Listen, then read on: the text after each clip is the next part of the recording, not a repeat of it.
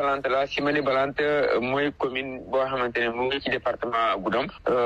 dafa am benn waay koo xamante ne daal dafa bëgg ataaya lool am ku ko jox pour mu jënd ataaya léegi mu jënd ataaya mu dem ci benn kër boo xamante ne moo takkaloo ak seen kër pour ab fourneau léegi dafa fekkee benn femme boo xamante ne kooku tamit mu ngi itteeloo fourneau boobu noonu léegi ci biir xëccoo boobu noonu seen kaddu xaw a réer mu songu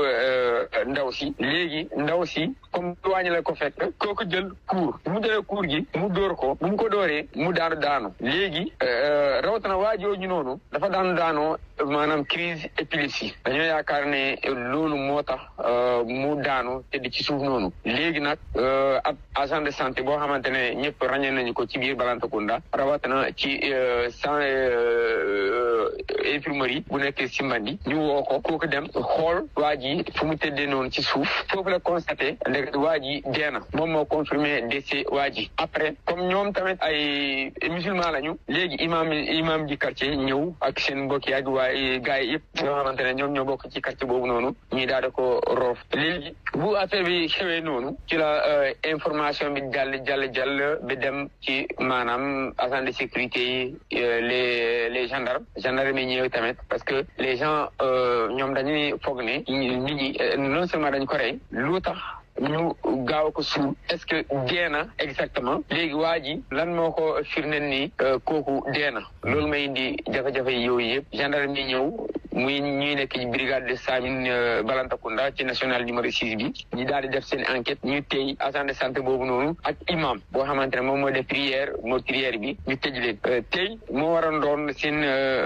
jugement bi ba léegi amaguñu xibaar bu wër pour ci affaire boobu noonu. léegi ki mu joxe loon ba mu dóor ko mu faatu ko anamu. ndaw soosu noonu dafa daw mais ba léegi nii ñu ngi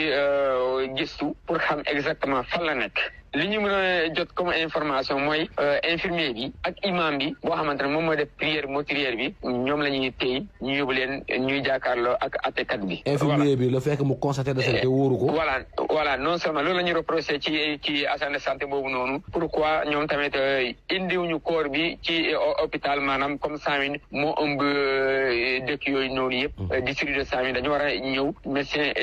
légal constaté décès boobu noonu laata ñi enterré corps bi. imam bi aussi dañ koy jàpp parce que dénoncé wul loolu. exactement ñoom dañoo constaté ni enterrement bi dafa gaaw ci ñoom non seulement ils n'ont pas averti ñu maanaam ñoo xamante ne ñoo suñu njiit yi ak agent de santé yoo xamante ne c'est des agents de santé reconnus par l'État loolu mooy indi problème bi yëpp parce que affaire bi xew na ci ngoon. non seulement cas bi mel nii bu amee ci biir kër dañu war a